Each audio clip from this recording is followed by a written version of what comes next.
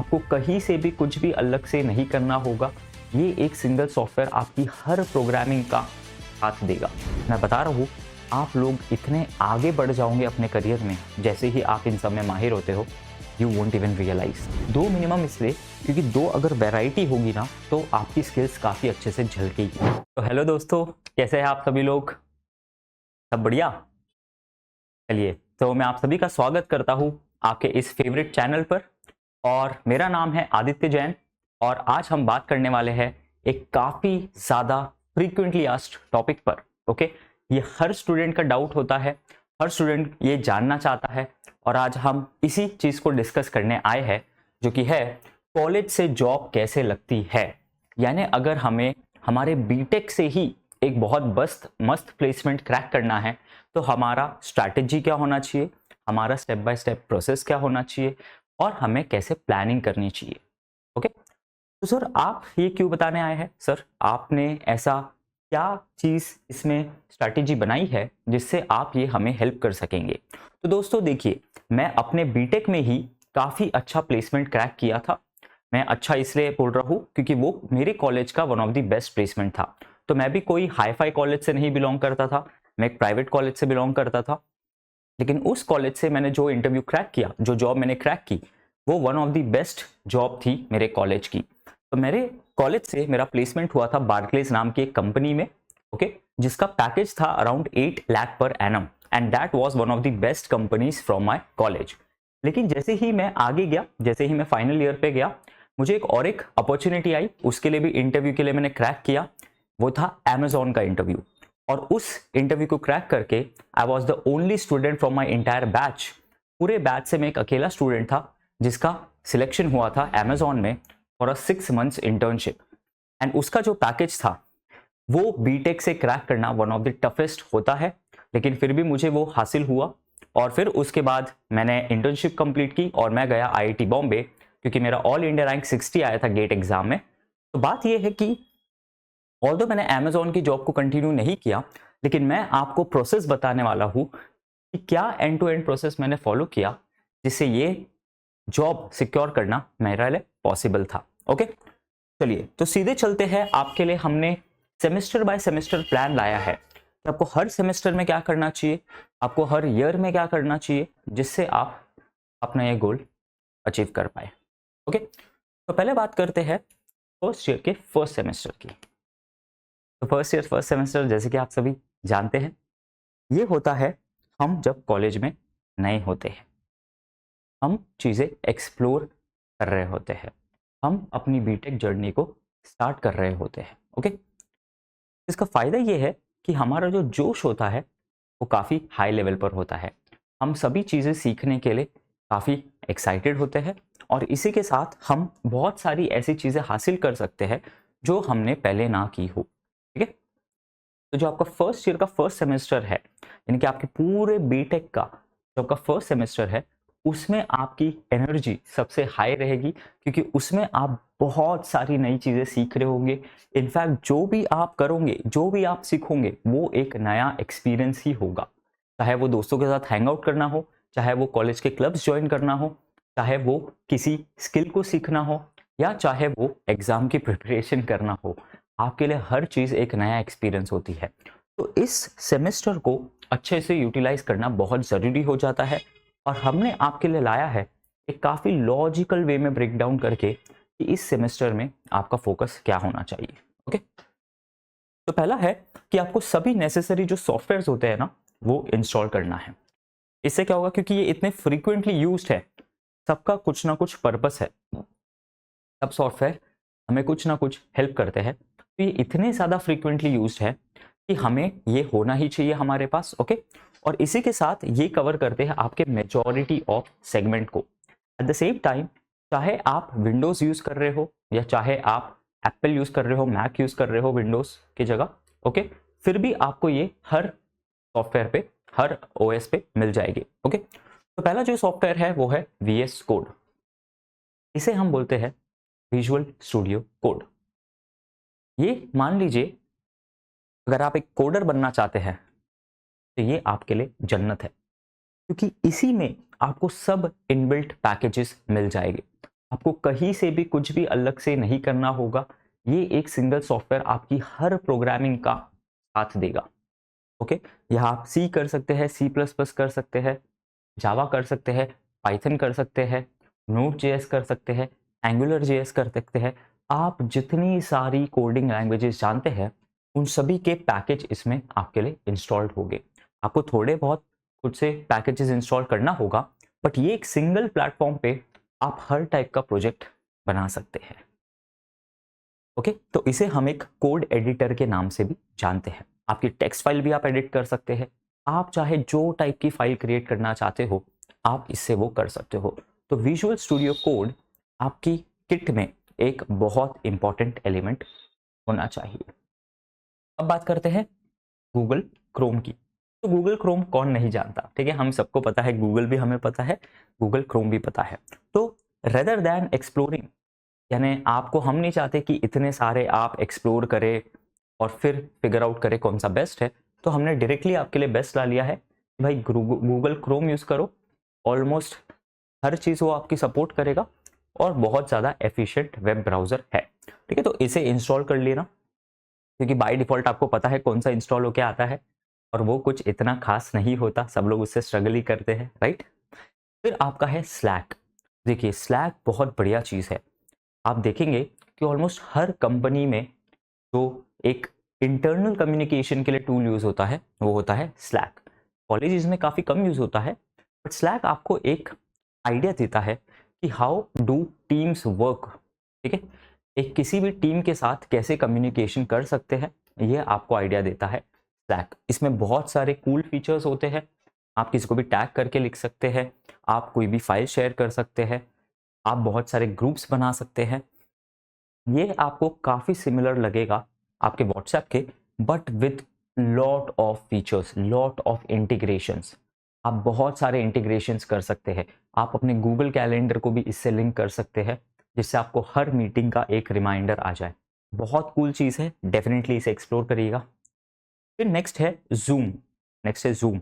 Zoom क्या है sir? Zoom यानी वो जो कैमरा लेंस को जूम करते हैं वो नहीं, ये एक है आपकी मीटिंग, आपके वेबिनार्स अटेंड करने का सॉफ्टवेयर। ओके, इसके बहुत सारे ऑल्टरनेटिव्स भी है, गूगल मीट है, ओके, वेबएक्स है सिस्को का, ठीक है, but zoom is one of the most widely used. इस पे आपको रिकॉर्डिंग फीचर भी मिल जाता है और ऑलमोस्ट हर मीटिंग ये सपोर्ट करता है। ठीक है, तो जूम एक आप इंस्टॉल रखिए ताकि आपको कोई भी वेबिनार क्रिएट करना हो, अटेंड करना हो तो आप उसे कर सकते हैं।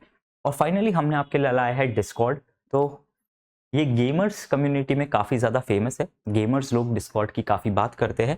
बट अगर मैं बताऊँ तो डिस्कॉर्ड सिर्फ गेमिंग स्पेसिफिक नहीं है, कि किसी भी टाइप की कम्युनिटी अगर आप ज्वाइन करना चाहते हैं तो आपको हेल्प करता है। ठीक है, मान लीजिए आपको कोई एक लैंग्वेज सीखने में इंटरेस्ट है, तो आप उसका लैंग्वेज का ग्रुप ज्वाइन कर लीजिए, कम्युनिटी ज्वाइन कर लीजिए। वहाँ आपको बहुत सारे लाइक माइंडेड लोगों से इंटरेक्ट करने का मौका मिलेगा। मान लीजिए आपको फिनेंस में इंटरेस्ट है, तो आप फिनेंस वाली कम्युनिटी को ज्वाइन कर लीजिए और वहाँ आपको बहुत ज़्यादा लाइक माइंडेड लोगों से मज़ा आएगा। ओके, तो डिस्कॉर्ड और स्लैक ये थोड़े सिमिलर बोल सकते हैं, ठीक है, दोनों इन अ वे एक दूसरे के ऑल्टरनेटिव भी बोल सकते हैं, लेकिन ये दोनों कॉलेज में आपको काफ़ी ज़्यादा हेल्प करेंगे। तो ये थे कुछ necessary softwares. Okay, VS code और गूगल क्रोम को तो आप चाह के भी मत भूलना, क्योंकि भाई इसके बिना आपका आपका कोडिंग सपना रह जाएगा। ठीक है, ये आपको बहुत ज़्यादा ज़रूरी है, बहुत ज़्यादा यूज़फुल है। प्लीज़ इसे सबसे पहले इंस्टॉल करिएगा।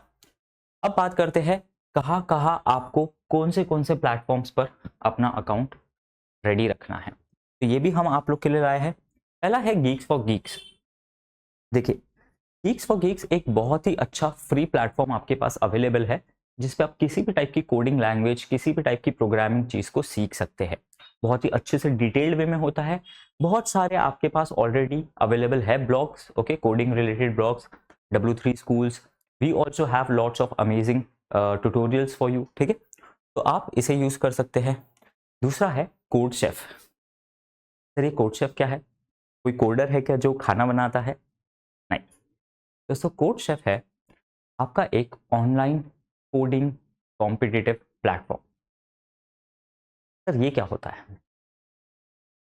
कोडिंग कॉम्पिटिटिव प्लेटफॉर्म वो होता है जहां आप कोडिंग के कॉम्पिटिशन्स में पार्टिसिपेट कर सकते हैं और उसके प्रॉब्लम्स को सॉल्व करके अपनी एक रैंकिंग मेंटेन कर सकते हैं। तो मान लीजिए कि ये एक आपके लिए जरिया है अपनी कोडिंग स्किल्स को किसी को बताने का, ठीक है, क्योंकि वो आपसे नहीं पूछेगा कि भाई आपने कौन सा प्रोग्राम सॉल्व किया है। आप सिर्फ इंटरव्यू में जाके बोल दीजिए मेरी कोड शेफ पे रेटिंग 5 है, मेरी कोड शेफ पे रेटिंग 6 है, 6 स्टार है। वो समझ जाएगी कि आप क्या बोलना चाह रहे हैं, ठीक है। मैंने भी अपने कॉलेज में काफ़ी ज़्यादा कोड शेफ हैकर रैंक किया था, दोनों की मैं बात करूंगा। तो इस पे क्या होता है, इस पे बहुत सारी कंपनीज कोडिंग राउंड्स करवाती है, कोडिंग टेस्ट्स करवाती है, ठीक है। और उसमें जो टॉप रैंकर्स आते हैं ना, उन्हें वो कभी कभी डायरेक्टली हायर कर लेती है या कभी कभी उनको ऑफ कैंपस इंटरव्यू का मौका मिल जाता है। तो अगर आप एक नॉर्मल कॉलेज से है, टीयर 2 टीयर 3 सिटी कॉलेज से है, टीयर 2 टीयर 3 कॉलेज से है, और आप चाहते हैं कि आप एक बहुत बढ़िया एमएनसी में काम करें, तो कोड शेफ और हैकर रैंक जैसे प्लेटफॉर्म्स आपके लिए बहुत यूजफुल हो सकते हैं, क्योंकि इन पर वो सभी कंपनीज टैलेंट की सर्च करती रहती है, ठीक है। आप देखिएगा बहुत ज़्यादा फेमस है ये सभी कंप्यूटर साइंस स्टूडेंट्स में। इनफैक्ट मैं बोलूँगा कि सिर्फ कंप्यूटर साइंस वाले ही क्यों, आजकल तो कोडिंग सभी लोगों से एक्सपेक्टेड है। तो आप सभी इस पे अपना अकाउंट बनाइए और इससे प्रॉब्लम सॉल्व करिए। इसमें बहुत अच्छे वे से सेग्रीगेशन है, easy level problems, medium level problems and hard level problems, okay. तो आप हमेशा पहले इजी लेवल प्रॉब्लम से स्टार्ट करिए, फिर मीडियम पे जाइए और फिर हार्ड पे जाइए, क्योंकि अगर आप मीडियम और हार्ड से स्टार्ट करते हैं तो आप डीमोटिवेट हो जाएंगे, क्योंकि दोस्तों वो सही में अच्छे लेवल के प्रॉब्लम्स होते हैं और आपको जो लैंग्वेज में प्रोग्रामिंग करना हो ये प्लेटफॉर्म उसे सपोर्ट करता है, ठीक है। तो अच्छे कॉम्पिटिशन्स में पार्टिसिपेट करिए ताकि आपको एक टाइम प्रेशर के साथ कोडिंग प्रॉब्लम सॉल्व करने का एक्सपीरियंस मिले, ओके। मैंने अपने बीटेक में काफ़ी ज़्यादा सॉल्व किया है, काफ़ी ज़्यादा कॉम्पिटिशन्स में पार्टिसिपेट किया है और इसलिए मैं ये आपको रिकमेंड करूँगा, ठीक है। फिर आ जाता है आपका एक सबसे ज़्यादा इम्पॉर्टेंट आज की तारीख पर, जो कि है लिंक्डइन, ओके। एक लिंक्डइन प्रोफाइल होना एक स्टूडेंट के लिए उतना ही इम्पॉर्टेंट है जितना किसी शादी करने वाले इंसान के लिए उसका प्रपोजल होता है। ओके, जैसे शादी करने के लिए आप एक बायोडेटा बनाते हैं अपना, ठीक है, ताकि वो एक कम्युनिटी में शेयर होता है, फिर जो भी इंटरेस्टेड लोग हैं वो एक दूसरे से इंटरेक्ट करते हैं। उसी तरह दोस्तों लिंक्डइन है अगर आप अच्छी जॉब पाना चाहते हैं तो। ये एक वे है आपके लिए ताकि आप अपनी स्किल्स को शोकेस कर सके, ओके। ये एक वे है जिसपे कंपनीज आपके साथ लिंक हो सकती है, लाइक माइंडेड इंडिविजुअल्स आपके साथ लिंक हो सकते हैं। तो ऐसे तो ये एक सोशल मीडिया प्लेटफॉर्म में आता है, लेकिन ये वैसा फेसबुक, इंस्टाग्राम और ट्विटर जैसा नहीं है कि वहाँ कोई भी कुछ भी करे। ये एक काफ़ी प्रोफेशनल प्लेटफॉर्म है, आपको काफ़ी ज़्यादा यूजफुल इंफॉर्मेशन मिलेगा। ऑलमोस्ट सभी कंपनी का लिंक्डइन प्रोफाइल होता है और वो हायरिंग के टाइम इसी प्लेटफॉर्म पर अपनी जॉब्स को पोस्ट करते हैं, ठीक है। तो इस पे आप डेफिनेटली अकाउंट बना लीजिए। पर्सनली अगर बात करूँ तो मैं काफ़ी ज़्यादा एक्टिव हूँ लिंक्डइन पे और मुझे काफ़ी ज़्यादा बेनिफिट्स होते हैं, ताकि मुझे लाइक माइंडेड लोगों से बात करने मिलती है, मुझे उनके थॉट्स मिलते हैं, मुझे उनके पोस्ट रीड करने मिलते हैं, मुझे बहुत कुछ सीखने मिलता है, ओके। तो LinkedIn is something that you can't miss on. अब है आपका कोड फोर्सेस, तो जैसे कि code chef, code forces, hacker rank, leet code, ये चारों उसी कैटेगरी को आते हैं जो है आपके ऑनलाइन कॉम्पिटिटिव कोडिंग प्लेटफॉर्म्स। जैसे कि मैंने आपको ऑलरेडी बता दिया है, आपको टेस्ट अटेंड करनी है, आपको कोडिंग की प्रैक्टिस प्रॉब्लम्स अटेंड करने हैं, जो कंपनीज में पूछे जाते हैं वो प्रॉब्लम्स अटेंड करना है। ये सभी चीज़ों का वन स्टॉप सोल्यूशन है ये प्लेटफॉर्म्स, ठीक है। लीड कोड पे काफ़ी बढ़िया बढ़िया आपके पास पैकेजेस है, जैसे कि 300 प्रॉब्लम जो आपको सॉल्व करने चाहिए किसी भी कोडिंग राउंड के जाने के पहले। तो उसमें ऑलरेडी उनने स्टैक, क्यू, लिंक लिस्ट, आपके जितने बहुत इंपॉर्टेंट डेटा स्ट्रक्चर्स है उन सभी पे ऑलरेडी उन्होंने लिख रखा है, बहुत सारे क्वेश्चंस आपके लिए गैदर कर रखे हैं। आपको सिर्फ जाके उन्हें शिद्दत के साथ अटेम्प्ट करना है, प्रैक्टिस करना है और इसी के साथ आप ये कर जाएंगे। और लास्ट है आपका गिटहब। देख लीजिए, गिटहब एक ऐसा है कि जब भी आप कोई एक ऑनलाइन कंट्रीब्यूशन करना चाहते हैं, कोलैबोरेशन करना चाहते हैं किसी टीम मेंबर के साथ, तो GitHub is a must. GitHub को एक वर्जन कंट्रोल प्लेटफॉर्म भी बोला जाता है। मान लीजिए कि आपको एक कोड बनाना है, आप एक टीम के साथ काम कर रहे हैं, तो ऐसा तो नहीं होगा कि आप पहली बार में ही पूरा कोड लिख लेंगे, और ऐसा भी नहीं होगा कि आप अकेले ही कोड लिखेंगे। तो जब आपको कोलैबोरेट करना होता है मल्टीपल टीम मेंबर्स के साथ, मान लीजिए 2 लोग यहाँ ये चीज़ ये फाइल पे वर्क कर रहे हैं, 4 लोग ये फाइल पे वर्क कर रहे हैं, तो ऐसे करके जब एक पूरा प्रोजेक्ट कंप्लीट होता है, उसमें सबसे इंपॉर्टेंट रोल प्ले करता है आपका गिटहब। ठीक है, तो गिटहब पे अपना अकाउंट ज़रूर बनाएं, उसे सीखना स्टार्ट कर दीजिए।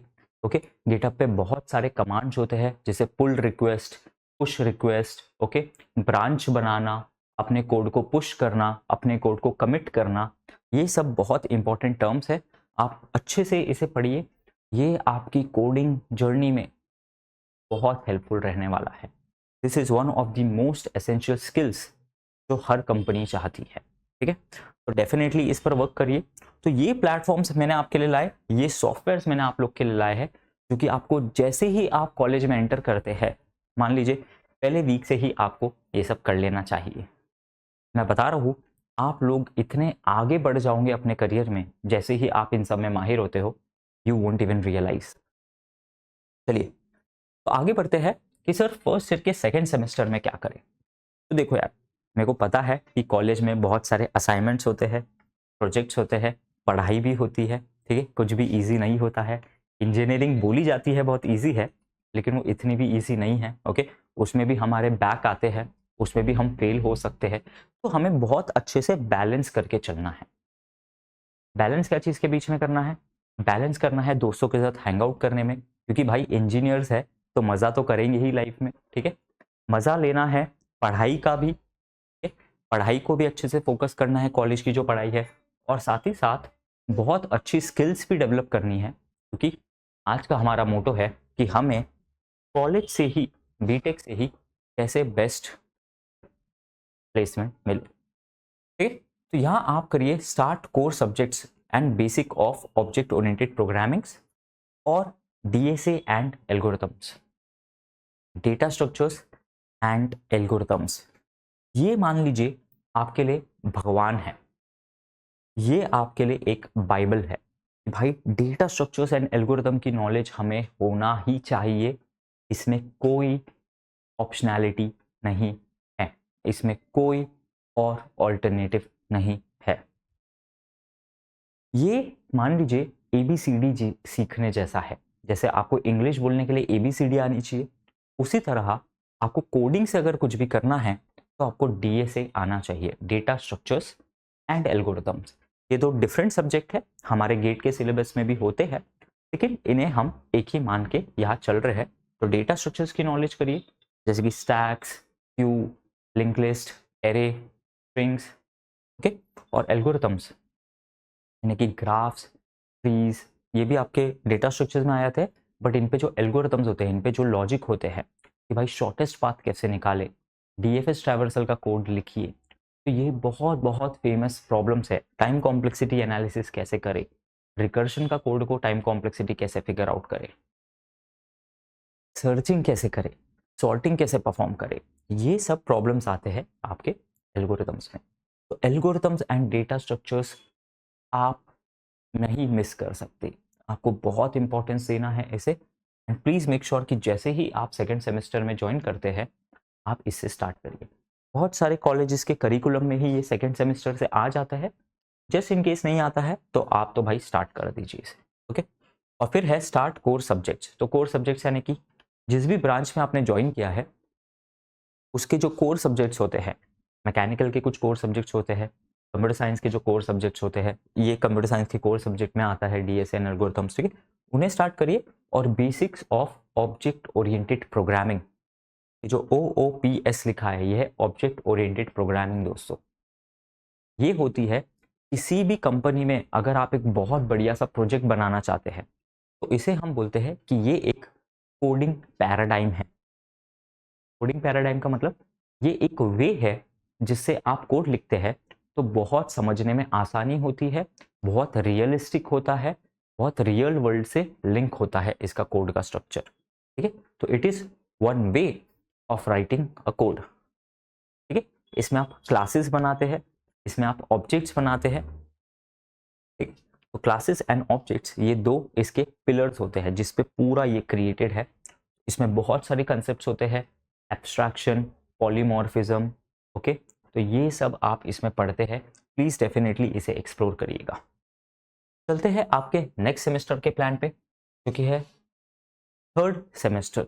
ओके, थर्ड सेमेस्टर यानी कि आपका सेकेंड ईयर आपने एंटर कर लिया है। तो यहाँ आप पढ़िए searching and sorting, link list, stack, Q, heaps. तो जैसे कि आप जानते हैं ये सभी थोड़े एडवांस्ड डेटा स्ट्रक्चर्स है। ठीक है, यहाँ आप बेसिक डीएसए कवर करिए, यहाँ आप थोड़े एडवांस हीप जैसे डेटा स्ट्रक्चर्स कवर करिए, और आप सर्चिंग एंड सॉर्टिंग पर फोकस करिए। ठीक है, सर्चिंग एंड सॉर्टिंग क्यों? क्योंकि सर्चिंग एंड सॉर्टिंग आपकी कंप्यूटर साइंस में काफ़ी ज़्यादा इंपॉर्टेंट रोल प्ले करता है दोस्तों। Searching and sorting plays a very very important role in your coding journey. सिर्फ कंप्यूटर साइंस में ही नहीं, स्पेसिफिकली डेटा साइंस में भी सर्चिंग एंड सॉर्टिंग के काफ़ी सारे एप्लीकेशंस होते हैं। क्योंकि जब भी आपका डेटा सॉर्टेड होता है उस पर सर्चिंग एफिशिएंट हो जाती है। आपने पढ़ा होगा बाइनरी सर्च, जो कि एक सॉर्टेड एरे पे ही वर्क करता है। तो ये बहुत इंपॉर्टेंट है। ठीक है, तो सॉर्टिंग टेक्निक्स में आप बबल सॉर्ट पढ़िए, सिलेक्शन सॉर्ट पढ़िए, इंसर्शन सॉर्ट पढ़िए, मर्ज सॉर्ट पढ़िए, क्विक सॉर्ट पढ़िए, हीप सॉर्ट पढ़िए। हीप डेटा स्ट्रक्चर है, हीप में आप मैक्स हीप पढ़िए, मिन हीप पढ़िए। तो ये मैं आपको कुछ नाम दे रहा हूँ ताकि आपको ऐसा ना लगे कि भाई इसमें करना क्या है। ठीक है, स्टैक एंड क्यू बहुत इंपॉर्टेंट डेटा स्ट्रक्चर्स होते हैं। ये अपने आप में तो इंपॉर्टेंट है ही, और ये बहुत सारे एल्गोरिथम्स के बैकएंड में काम करते हैं। जैसे कि जो आपका रिकर्शन है वो पूरा स्टैक के कंसेप्ट पे वर्क करता है। ठीक है, और फिर आपका आ जाता है लिंक लिस्ट। ये एक नॉन लीनियर डेटा स्ट्रक्चर है। ये सभी थोड़े नॉन लीनियर डेटा स्ट्रक्चर है। एरे आपका एक लीनियर डेटा स्ट्रक्चर होता है कंटिग्यूअस मेमोरी में। तो ये सब आपको बहुत ओवरऑल आइडिया देंगे कि भाई कब कौन से टाइप का डेटा हो तो किस टाइप का डेटा स्ट्रक्चर हमें यूज करना चाहिए। हर डेटा स्ट्रक्चर का एक पर्पस होता है, उसके कुछ बेनिफिट्स होते हैं, वो आपको पता होने चाहिए। अब आते हैं सेकेंड ईयर के आपके फोर्थ सेमेस्टर पर, यानी कि आपने ऑलरेडी 3 सेमेस्टर्स पढ़ाई करके निकाल लिया है। आप बहुत अच्छा परफॉर्म कर रहे हैं आपके इंजीनियरिंग जर्नी में। तो अब आप आते हैं फोर्थ सेमेस्टर पर। तो यहाँ आप करिए cover basics to advance level of object oriented programming and C plus plus language. तो पहले तो मैंने आपको बोला कि बेसिक्स पढ़ो, पॉलीमॉर्फिज्म, एनकैप्सुलेशन। ओके, ये सब जो बेसिक्स है, जो पिलर्स है ऑब्जेक्ट ओरिएंटेड प्रोग्रामिंग के, उन्हें पढ़ो। अब यहाँ आते आते आपका advance object oriented programming cover हो जाना चाहिए। ठीक है, तो फोर्थ सेमेस्टर में आपको एडवांस पर ध्यान देना है। एडवांस में क्या आता है सर? इसमें ना आप एक एंड टू एंड प्रोजेक्ट बनाने का ट्राई करिए। ठीक है, जैसे कि आपको एक चैट प्लेटफॉर्म बनाना है। ठीक है, आपको एक बॉट बनाना है। ठीक है, तो जब इस टाइप के प्रोजेक्ट्स आप बनाते हैं वहाँ आपको एक ऑब्जेक्ट ओरिएंटेड प्रोग्रामिंग पैराडाइम को यूज़ करने की रिक्वायरमेंट आती है। जो इसमें फेमस है वो है आपका जावा और सी प्लस प्लस। पाइथन से भी ऑब्जेक्ट ओरिएंटेड प्रोग्रामिंग कर सकते हैं, बट सबसे ज़्यादा प्रोग्रामर्स जिस लैंग्वेज को यूज़ करते हैं वो है जावा और सी प्लस प्लस। ठीक है, तो यहाँ मैंने सी प्लस प्लस दोनों लिखी है। देखिए, बता दूं कि सी लैंग्वेज सभी कोडर्स की, ऑलमोस्ट सभी कोडर्स की पहली लैंग्वेज होती है। जैसे बोलते हैं ना, पहला प्यार होता है कोडर्स का। ये क्यों? क्योंकि सभी कॉलेजेस में प्रोग्रामिंग सिखाई जाती है सी लैंग्वेज से। ऐसा क्यों है? क्योंकि one of the simplest language है, और इसका अगर आप सिंटैक्स समझ गए, इसमें अगर आप डेटा स्ट्रक्चर समझ गए, आपको बाकी प्रोग्रामिंग लैंग्वेजेस में सीखना आसान हो जाता है। मैंने अपनी कोडिंग जर्नी में काफ़ी सारी लैंग्वेजेस सीखी है, लेकिन मैंने भी स्टार्ट किया था सी से। उसके बाद मुझे सी प्लस प्लस समझना बहुत ईजी हो गया, उसके बाद जावा समझना ईजी हो गया, और फिर पाइथन। पाइथन तो मान लीजिए सबसे ईजी हो जाता है। क्योंकि पाइथन का जो सिंटैक्स है दोस्तों वो सभी लैंग्वेजेस से थोड़ा और ईजी है। ठीक है, तो मेरा आपको सजेशन रहेगा सी, सी प्लस प्लस, जावा, पाइथन, ये तो आपको आना ही चाहिए, क्योंकि बहुत सारे कंपनीज की रिक्वायरमेंट में इन चारों में से एक ना दो तो पक्के से मेंशन होगी। सी प्लस प्लस एक बहुत बढ़िया लैंग्वेज है, ये काफ़ी एफिशिएंट लैंग्वेज है और ये आपका ऑब्जेक्ट ओरिएंटेड प्रोग्रामिंग में भी हेल्प करेगी। ठीक है, फिर आपकी बहुत सारी लैंग्वेजेस आती है दोस्तों, स्विफ्ट आ जाती है, फ्लटर आ जाती है। ठीक है, क्रॉस प्लेटफॉर्म डेवलपमेंट के लिए होती है, ये ऐप डेवलपमेंट के लिए होती है, आपकी जैंगो आ जाती है। ठीक है, HTML CSS जो वेब डेवलपमेंट के लिए होता है, जावास्क्रिप्ट हो जाती है, node JS, angular JS। Okay, तो ये सभी आपको सीखना आसान हो जाता है जब आप इन स्किल्स पर फोकस करते हैं। ओके, चलिए, तो अब सर हम आ चुके हैं हमारे फोर्थ ईयर में, सॉरी अब हम आ चुके हैं हमारे थर्ड ईयर में, यानी कि हमारा फिफ्थ सेमेस्टर। ओके, तो आप आ चुके हैं फिफ्थ सेमेस्टर, यानी आपने आधा इंजीनियरिंग जर्नी अपनी कंप्लीट कर ली है दोस्तों। ठीक है, तो यहाँ आपको किस चीज़ पर फोकस करना है? यहाँ आपको फोकस करना है अपनी प्रोफाइल एंड स्किल्स बिल्ड करने में। अब आपने टूल्स सीखे हैं, अभी तक आपने टूल्स सीखे हैं, ऑब्जेक्ट ओरिएंटेड प्रोग्रामिंग, सी, सी प्लस प्लस, ये मान लीजिए टूल्स है आपके पास, ये जैसे पाना होता है, ठीक है, आपका हथौड़ा होता है, ये टूल्स है। अब इन टूल्स को यूज़ करके आपको एक प्रोडक्ट बनाना है, आपको एक चेयर बनानी है, आपको एक टेबल बनाना है, तो वो है आपकी स्किल्स। ओके, तो आप पर्सनल प्रोफाइल एंड स्किल्स पर फोकस करेंगे, आप अपना पर्सनल प्रोफाइल को इवैल्यूएट करेंगे। जैसे कि मैंने बताया, लिंक्डइन पर आपको बहुत अच्छे वे से अपनी स्किल्स मेंशन करने का मौका मिलता है, तो डेफिनेटली उस पर आप अपडेट करिए। अपने टेक्निकल स्किल्स पे फोकस करिए, जो भी आपके कोडिंग रिलेटेड है, जो भी आपके कोर सब्जेक्ट्स रिलेटेड है उन पर। Use the GFG resume tool, online बहुत सारे आपके पास रेज्यूमे टूल्स होते हैं जिस पर आप बस अपनी बेसिक इन्फॉर्मेशन डालिए और एक बहुत ही अच्छे वे में फॉर्मेट हुआ हुआ आपके पास आपका रेज्यूमे आ जाता है। ठीक है, तो बहुत अच्छे रेज्यूमे बनते हैं। ठीक है, आजकल आपको वो एकदम बेसिक प्लेन पेज से स्टार्ट करने की ज़रूरत नहीं है, बहुत सारे बढ़िया रेज्यूमे टूल्स आ जाते हैं। आपको सिर्फ अपनी बेसिक इन्फॉर्मेशन उसमें ऐड करनी है और वो आपको पूरी आपका रेज्यूमे बनाने में हेल्प करते हैं, एक बहुत ही स्टैंडर्ड प्लेटफॉर्म पे, एक बहुत ही स्टैंडर्ड फॉर्मेट में। ठीक है, फिर आप यूज़ करिए फिर आप एनहांस करिए अपनी सॉफ्ट स्किल्स को। फिर ये सॉफ्ट स्किल्स क्या होती है? जैसे मैं अभी आप लोग से बात कर रहा हूँ, जैसे मैं अभी आप लोग से इंटरेक्ट कर रहा हूँ, ठीक है, तो ये होती है आपकी सॉफ्ट स्किल्स। सॉफ्ट स्किल्स मान लीजिए एक पूरा यूनिवर्स है जिसमें कम्युनिकेशन स्किल्स आती है, बॉडी लैंग्वेज आती है, आपकी राइटिंग स्किल्स आ जाती है। ठीक है, जो भी आपका टेक्निकल पार्ट हटा दिया जाए, कोडिंग हटा दिया जाए, तो जितनी भी और स्किल्स होती है उसे मैं पुट करूँगा सॉफ्ट स्किल्स में। ठीक है, आपके डिस्कशंस में पार्टिसिपेट करने का वे, आपकी बॉडी लैंग्वेज, आपका थॉट प्रोसेस, आपकी एप्टीट्यूड स्किल्स, ये सबको मैं पुट करूँगा सॉफ्ट स्किल्स में। सबसे इंपॉर्टेंट जो होती है दोस्तों वो होती है आपकी कम्युनिकेशन स्किल्स। ठीक है, इंग्लिश बोलिए, हिंदी बोलिए, जैसे कि मैं अभी आपसे इंग्लिश में बात कर रहा हूँ, हिंदी इंग्लिश मिक्स, अल्टीमेटली जो आप बताना चाह रहे हैं वो टारगेट ऑडियंस को इजी एंड अंडरस्टैंडेबल वे में समझना चाहिए। ठीक है, ये होती है आपकी सॉफ्ट स्किल्स। आप अगर मेल लिखते हैं तो वो मेल काफ़ी पॉइंट टू पॉइंट होना चाहिए और जिसे भी आप भेज रहे हैं उसे उसका समझ में आना चाहिए। तो आपकी कम्युनिकेशन स्किल्स बहुत अच्छी होनी चाहिए, सिर्फ बोलने में ही नहीं, सिर्फ वर्बल ही नहीं, टेक्स्ट वाली भी। आपको एक फॉर्मल प्रेजेंटेशन को फॉर्मली बनाना आना चाहिए, आपको प्रेजेंटेशंस में कितना डेटा होना चाहिए, कितनी इमेजेस होनी चाहिए, क्या बोलना है, क्या लिखना है, ये सब आपको आना चाहिए।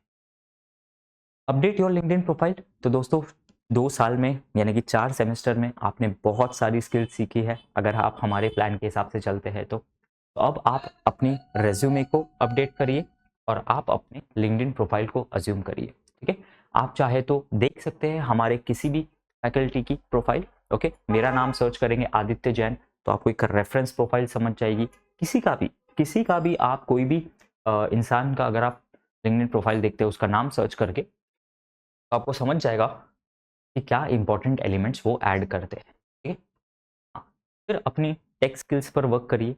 तो प्रोग्रामिंग तो इसमें आ ही गई, प्रोग्रामिंग के साथ ही साथ आपकी जो डेटा क्वेरी वाली स्किल्स है कि किसी भी प्रोजेक्ट में डेटा ज़रूरी होता है, तो डेटा को कैसे क्वेरी करें, तो यहाँ आपका आ जाता है एसक्यूएल, स्ट्रक्चर्ड क्वेरी लैंग्वेज। वो स्किल्स भी आज के ज़माने में काफ़ी इंपॉर्टेंट है, ठीक है। और फाइनली एडवांस लेवल डीएसए, जैसे कि मैंने आपको पहले ही बताया है, आपके जो एडवांस डेटा स्ट्रक्चर्स होते हैं कि आपने ट्री तो पढ़ लिया, उसमें बाइनरी सर्च ट्री होता है, कंप्लीट बाइनरी ट्री होता है, हीप्स जो होते हैं, ये सब आपके थोड़े एडवांस लेवल डेटा स्ट्रक्चर्स में आते हैं। तो प्लीज़ इन्हें अच्छे से पढ़िए। एवीएल ट्री आता है इसमें, सभी के कुछ ना कुछ बहुत अमेजिंग यूज केसेस होते हैं। रेड ब्लैक ट्री आता है, ठीक है। प्लीज़ उन्हें पढ़िए, समझिए, और आपको बहुत ज़्यादा हेल्प मिलेगी अपने करियर में। अब आते हैं सर, हम आ चुके हैं अपने 4th ईयर में, कौन से सॉरी, अब आप आ चुके हैं अपने 6th सेमेस्टर में, यानी कि 3rd ईयर के आखिरी सेमेस्टर में। तो यहाँ दोस्तों आपको जितने आपने टूल्स सीखे हैं उन सब से आपको भेल बनानी है। आपने जितने इंग्रेडिएंट सीखे हैं उससे आपको भेल बनानी है, यानी कि आपने जितनी स्किल सीखी है उससे आपको एक बहुत बढ़िया सा प्रोजेक्ट बनाना है, ठीक है। अब ये वो प्रोजेक्ट होगा जो आप अपने रेज्यूमे में डालेंगे, जिसकी बात अब अपने इंटरव्यू में करेंगे, ठीक है। देखिए, इंटरव्यू में ये बोलना पॉसिबल नहीं होता है कि सर मेरे को C++ भी आता है, मुझे जावा भी आता है, मुझे पाइथन भी आता है, मुझे ऑब्जेक्ट ओरिएंटेड प्रोग्रामिंग भी आती है, मुझे उसमें एनकैप्सुलेशन आता है सर, पॉलीमॉर्फिज्म आता है, मेथड ओवरराइडिंग आता है, मेथड ओवरलोडिंग आता है। नहीं, इतना बोलने का आपको मौका नहीं मिलेगा, ठीक है। तो आपको एक प्रोजेक्ट बनाना है दोस्तों। प्रोजेक्ट बनाने से मालूम है क्या फ़ायदा होता है? जितनी स्किल्स मैंने आपको मेंशन करी है उसका हर एलिमेंट इसमें यूज़ हो जाता है, समझ रहे आप? यानी जब भी मैं इंटरव्यू लेता हूँ, चाहे कितनी भी स्किल्स हो, मेरा ध्यान जाता है कि भाई तुमने प्रोजेक्ट क्या किया उसे एक्सप्लेन करो। इसमें आपकी सॉफ्ट स्किल्स आ जाती है, क्योंकि क्या आप मुझे अच्छे से एक्सप्लेन कर पा रहे हैं या नहीं प्रोजेक्ट। इसमें आपकी टेक्निकल स्किल्स आ जाती है कि क्या आपने इसको कौन से डेवलपमेंट प्लेटफॉर्म पे बनाया, आपने इसमें कौन से टूल्स यूज़ करे। इसमें आपको गिटहब भी यूज़ करना पड़ जाता है, इसमें आपको अच्छे से इसको लिखना भी आना चाहिए, आपको इससे एक प्रॉब्लम सॉल्व करना भी आना चाहिए। तो जितनी आपकी स्किल्स है, प्रोग्रामिंग लैंग्वेजेस, गिटहब, ओके, अपना हर चीज़ इसमें कवर हो जाता है। तो ये एक पूरा कॉम्बिनेशन है आपके स्किल्स का, ठीक है। फिर identify a project idea, plan and design for it and implement and test it. ये 3 काफ़ी सिंपल स्टेप्स है किसी भी प्रोजेक्ट को हासिल करने के लिए, ठीक है। बहुत सिंपल है। पहले आपको एक बहुत बढ़िया प्रोजेक्ट आइडिया फिगर आउट करना है, ठीक है। प्रोजेक्ट आइडिया कैसे फिगर आउट करते हैं कि यार एक गैप होनी चाहिए, एक प्रॉब्लम होनी चाहिए जिसे आपका सॉफ्टवेयर, जिसे आपका प्रोडक्ट, जिसे आपकी सर्विस सॉल्व करती है। फिर प्लान एंड डिजाइन इट, आपने फिगर आउट तो कर लिया कि भाई ये आइडिया पर वर्क करना है। मान लीजिए मुझे यार एक चैटिंग प्लेटफॉर्म बनाना है, बट अब इसका प्लान क्या है, इसका डिजाइन, इसका लुक एंड फील कैसा होना चाहिए, इसमें कितने वेब पेजेस होंगे, इसमें कैसे ऐप खुलेगा, इसमें ऐप के कौन से पेजेस होंगे, ये एक्शन होने पर क्या होगा, ये सब आपको डिज़ाइन करना है। एंड फिर फाइनली जब आपने डिज़ाइन कर लिया, उसका कोड लिखना है, ठीक है। आपको उसे इम्प्लीमेंट करना है और उसे टेस्ट करना है कि क्या भाई जैसे हम इसे प्लान करके बनाए थे, क्या ये एग्जैक्टली वैसे वर्क कर भी रहा है या नहीं। तो ये है। एंड दोस्तों, अब हमने आपके लिए बस कुछ मेजर पॉइंट्स लाए हैं, क्योंकि ऑलरेडी हमने आपको काफ़ी सारी डिटेल्स बताई है, काफ़ी नॉलेजेबल वे में, ठीक है। तो अब आप work on at least 2 technical projects on your own, ठीक है। एटलीस्ट 2 दोस्तों, एटलीस्ट दो प्रोजेक्ट्स पर आपको वर्क करना है अपने पूरे ये प्लान फॉलो करने के बाद। 4th ईयर के पहले जब आप प्लेसमेंट्स में जा रहे हैं तो आपके रेज्यूमे में एटलीस्ट 2 टेक्निकल प्रोजेक्ट्स होने चाहिए। 2 ही क्यों, देखिए एक होगा तो ऐसा लगेगा कि यार आपने तो एक ही स्पेसिफिकली कैसे तो भी सीख के कर लिया है, दो मिनिमम इसलिए क्योंकि दो अगर वैरायटी होगी ना तो आपकी स्किल्स काफ़ी अच्छे से झलकेगी। ठीक है, तो इंटरव्यू में आपके पास बात करने के लिए काफ़ी सारे अच्छे पॉइंट्स होंगे। ओके, फिर प्रिपेयर फॉर एप्टीट्यूड टेस्ट। अब दोस्तों ये इतना इंपॉर्टेंट है कि इस पर बात करना भी नहीं चाहिए, ये तो अंडरस्टूड होना चाहिए। ठीक है, तो कोई भी कंपनी आती है ना दोस्तों, वो आपकी एप्टीट्यूड को टेस्ट करती है। वो चेक करती है कि ठीक है भाई, तुम्हें कोडिंग आती है, सब आता है, ठीक है, लेकिन क्या तुम्हें एक बेसिक एप्टीट्यूड है? ऐसा तो नहीं कि कहीं तुमने मेमोराइज करे हुए कोड लिख दिए हो। करेक्ट? अगर आप हमारी कंपनी में आओगे तो क्या आप हमारी बातों को समझ पाओगे? क्या आप अपना लॉजिकल ब्रेन यूज कर पाओगे? हमें आपको स्पून फीड तो नहीं करना पड़ेगा। हमें आपको इतना तो नहीं बताना पड़ेगा कि भाई ये नाम की फाइल बनाओ, उसमें ये टैब खोलो। हम आपको अगर एक टास्क दे देंगे, क्या आप में बेसिक एप्टीट्यूड है उसके स्टेप्स फिगर आउट करके उसको सॉल्व करने का? तो एप्टीट्यूड स्किल्स आर मस्ट। ये आपको बहुत सारी कॉम्पिटिटिव एग्जाम्स में भी हेल्प करेगी। ओके, अब प्रिपेयर फॉर इंटरव्यूज, जिसके लिए आप ये सब मेहनत कर रहे हैं, स्किल्स सीखने के लिए भी कर रहे हैं, लेकिन अल्टीमेटली तो आपको एक बहुत अच्छी ड्रीम जॉब क्रैक करनी है। उसके लिए ये आता है। ठीक है, तो it boost your confidence and reduces stress. आपको बहुत ज़्यादा कॉन्फिडेंस आएगा, क्योंकि कभी भी आप जब प्रिपेयर्ड होते हैं ना तो आपका कॉन्फिडेंस अलग से ही झलकता है। किसी भी एंट्रेंस एग्जाम में चले जाइए, जब पढ़ के जाते हैं ना तो कॉन्फिडेंस होता है कि हाँ भाई आज तो क्रैक कर ही लेंगे। ठीक है, it helps you align your skills and experiences with the companies requirements. ठीक है, बहुत लोग इस पॉइंट को मिस कर देते हैं। आप अच्छे हो पाइथन में, बट कंपनी की रिक्वायरमेंट है वेब डेवलपमेंट में, मिसमैच। ठीक है, आप कितने भी अच्छे पाइथन डेवलपर हो, अगर मेरी रिक्वायरमेंट है एक वेबसाइट बनाना, तो मैं आप में इंटरेस्टेड नहीं हूँ। एंड दी अदर साइड, आप कितना भी अच्छा वेब डेवलपमेंट कर लीजिए, बट अगर मैं चाहता हूँ कि आप मेरे लिए एक एंड्रॉयड का प्रोग्राम लिख के दे, तो मेरे को आप में इंटरेस्ट नहीं है।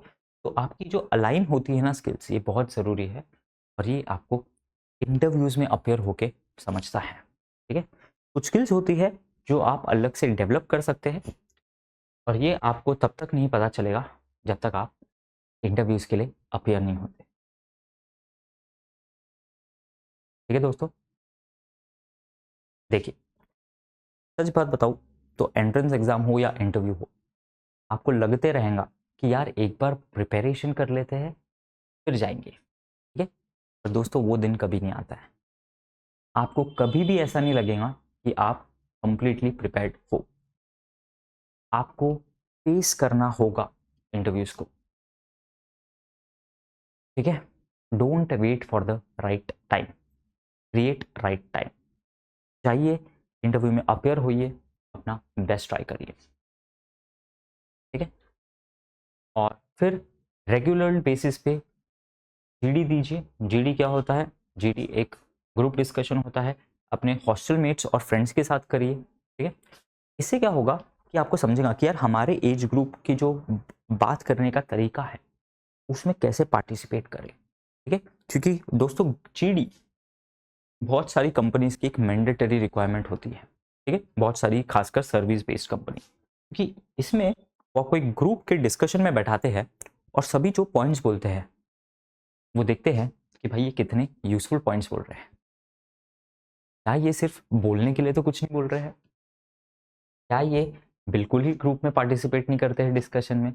तो आपको एक बहुत अच्छे से क्वालिटेटिव पॉइंट्स यूज करके अपने डिस्कशन में पार्टिसिपेट करना है। सिर्फ बोलने के लिए कुछ भी बोलेंगे तो इंटरव्यूअर समझ जाएगा कि भाई इसको कुछ आता जाता है नहीं। ये जो वाइवा में करता था ना कि ए पूछा जाए तो बी आंसर दे दो, वैसा हो जाएगा। ठीक है, तो promote a deeper understanding of a topic, increase long term retention. आपकी जो डेप्थ है किसी भी टॉपिक को समझने में, वो आपको एक बहुत ओपन एंडेड प्रॉब्लम दे देते हैं। ओके, कि why should artificial intelligence not be promoted. वो ऐसा कुछ तो भी आपको डिबेटेबल टॉपिक देंगे, तो उस पर आपको अपने व्यूज़ शेयर करने हैं। ठीक है, बहुत बढ़िया स्किल होती है, आपको आनी चाहिए। और दोस्तों ये है एक अनदर, इतना जितना बोला जाए उतना कम है, ये उतना इम्पोर्टेंट पॉइंट है। Try to get an internship at a good company. ठीक है, internship with a startup provides work experience. देखिए, आप जब अपने करियर में स्टार्ट करते हैं, ठीक है, मैं रिकमेंड करूँगा कि हमेशा एक स्टार्टअप से स्टार्ट करिए। मेरा पर्सनल सजेशन है। मैंने अपने करियर को एक एमएनसी से स्टार्ट किया था as a internship, 6 months internship मेरी अमेजोन में थी, लेकिन मैं फाइनली एक स्टार्टअप कल्चर वाली कंपनी में प्लेस हुआ था आईआईटी बॉम्बे के बाद, जहां मैं as a data scientist work कर रहा था। यकीन मानिए, वो कंपनी सिर्फ 800 से 900 एम्प्लॉयज़ होकर भी one of the best profitable companies है इस दुनिया की। ठीक है, तो वहाँ मुझे इतना कुछ सीखने को मिला कि कैसे हम लिमिटेड लोगों में क्वालिटी लोगों से बहुत अच्छी एक कंपनी बिल्ड कर सकते हैं। ठीक है, तो आप स्टार्टअप कल्चर में जब जाते हैं ना, तो आपके रोल्स की कोई सीमा नहीं होती है। मैं as a data scientist join किया था, बट मुझे एज अ डेटा इंजीनियर भी काम करने मिला, मुझे एज अ पाइथन डेवलपर भी काम करने मिला, मुझे एज अ डैशबोर्ड डेवलपर भी काम करने मिला। ठीक है, मुझे डेटा साइंस के रिसर्च पेपर्स पे भी काम करने को मिला, पढ़ने का मौका मिला, अपने स्किल्स को प्रेजेंट करने का मौका मिला, हैकाथॉन्स में पार्टिसिपेट करने का मौका मिला। ठीक है, तो ये सब पॉसिबल होता है जब आप एक बहुत ही बढ़िया कंपनी में जाते हैं और जहां आप एक अच्छे रोल पे जाते हैं। ठीक है, इसलिए मैं रिकमेंड करूंगा स्टार्टअप पे जाइए, ताकि आपको बहुत सारे स्किल्स डेवलप करने का चांस मिले। It provides access to a variety of task and departments, जैसे कि मैंने आपको ऑलरेडी बता दिया है, and creates a professional network. Okay, तो दोस्तों एक अच्छी कंपनी में जाना इज सेम एज बहुत सारी स्किल सीखना और एक प्रोजेक्ट कर लेना। ठीक है, उसी तरह आपने बहुत सारे प्रोजेक्ट करे हो, ठीक है, लेकिन जब आप एक कंपनी में काम करते हो, आपको समझता है कि भाई स्किल्स और रिक्वायरमेंट, इसका लिंकेज क्या है। ठीक है, जैसे कि आप देख रहे हैं, हमने हैंडशेक वाली इमेज डाली है, यानी कि भाई आप जो सर्विसेज प्रोवाइड कर रहे हो उसकी रिक्वायरमेंट भी है या नहीं, आप कितने अच्छे से क्लाइंट्स की रिक्वायरमेंट्स को हैंडल कर पाते हैं, ये स्किल्स आपकी चेक होती है। ठीक है, तो ये एक पूरा एंड टू एंड पैकेज हो जाएगा आपके स्किल्स को शोकेस करने का। एंड दोस्तों लास्ट पॉइंट आज का, participating in coding competitions. Okay, a great way to improve your coding skills. आपको कोडिंग कॉम्पिटिशन्स में पार्टिसिपेट करना ही है। तो मैंने आपको बताया, कोड शेफ, हैकर रैंक, ये सब में आपको पार्टिसिपेट करना ही है, क्योंकि जब भी एक अच्छी कंपनी आती है वो हमेशा एक कोडिंग राउंड करवाती है। इंटरव्यूज में जाने के पहले भी आपको कोडिंग राउंड होता है। जब मैंने अमेजोन का इंटरव्यू दिया था, उसके लिए मान लीजिए अगर 300 लोगों ने अपेयर किया, तो सिर्फ 20 लोगों को कोडिंग टेस्ट क्लियर करके इंटरव्यू में जाने का मौका मिला, क्योंकि कंपनी के लिए फीजिबल नहीं है भाई 100-200 लोगों का इंटरव्यू लेना, राइट। तो ये हमेशा एक फिल्टरिंग लेयर रहेगी। भाई जिसे बेसिक कोडिंग नहीं आती है, उसे हम इंटरव्यू में आने ही नहीं देंगे। तो दोस्तों आपको इंपॉर्टेंस समझनी है और स्टार्ट करनी है आपकी जर्नी। ठीक है, good rank in a coding competition और even get a prize you can update in your CV. जैसे कि मैंने कहा, बहुत सारी अच्छी कंपनीज एक ऑनलाइन कोडिंग टेस्ट ऑर्गेनाइज करती है और उसके रैंक के बेसिस पर आपको काफ़ी सारे प्राइजेस मिलते हैं और आपको अपने स्किल्स को शोकेस करके इंटरव्यू क्रैक करने का मौका भी मिलता है। तो दोस्तों ये था आप लोग के लिए एक बहुत ही डिटेल्ड नॉलेज पैक्ड सेशन, जिसमें आपकी जितनी ज़्यादा क्वेरीज हो मैंने हैंडल करने की कोशिश की है, क्योंकि मैं भी एक स्टूडेंट रह चुका हूँ। मैं भी जब इंजीनियरिंग कर रहा था, मुझे पता है कि यार मुझे कोडिंग भी सीखनी होती थी, मुझे सॉफ्ट स्किल्स भी डेवलप करनी होती थी, मुझे तो एंट्रेंस एग्जाम के लिए पढ़ना भी होता था और मुझे इंटरव्यूज़ भी क्रैक करना होता था। ठीक है दोस्तों, मैंने अपने बीटेक में सभी डिपार्टमेंट में काफ़ी अच्छा परफॉर्म करने की कोशिश करी। मेरा सीजीपीए जो था वो भी 9 के ऊपर था आफ्टर आफ्टर 4 इयर्स। ओके, मैंने one of the best companies में प्लेसमेंट हासिल किया था। जैसे कि मैंने आपको बताया, अमेजोन में सिलेक्ट मैं अकेला हुआ था पूरे कॉलेज से। मैंने ऑल इंडिया रैंक 60 लाई थी गेट एग्जाम में, ये भी मैंने बीटेक के साथ ही प्रिपेयर की थी। ओके, सिटी टॉपर बना था मैं इससे। और फिर मैंने आईआईटी बॉम्बे गया, वहाँ पर भी मेरा सीजीपीए 9.36 लाया। वहाँ से भी मैंने काफ़ी सारे रिसर्च पेपर्स पब्लिश करे टीम के साथ। वहाँ भी मुझे एक्सीलेंस इन रिसर्च अवार्ड मिला आईआईटी बॉम्बे से। और वहाँ से मैं one of the best package वाली एज वेल एज कल्चर वाली कंपनी में सिलेक्ट हुआ। तो मैं आपको ये इसलिए बता रहा हूँ कि बहुत लोग आपको बोलेंगे कि ये सब एक साथ करना पॉसिबल नहीं है, बट मैं और मेरे काफ़ी सारे फ्रेंड्स, मेरे काफ़ी सारे कलीग्स इसी लेवल के अचीवमेंट्स लाए हैं। और उन लोग ने एक प्रॉपर प्लान फोकस किया, एक प्रॉपर प्लान को फॉलो की। तो वही प्लान मैं आप लोग के लिए लाया हूँ ताकि आप लोग को भी बेस्ट बेनिफिट मिल सके। इसी के साथ दोस्तों आज के इस टॉपिक को करते हैं एंड। आई होप आपको कुछ सीखने मिला। तो मैं हूँ आदित्य जैन एंड मैं आपको बोलता हूँ goodbye. Thank you sir, thank you guys.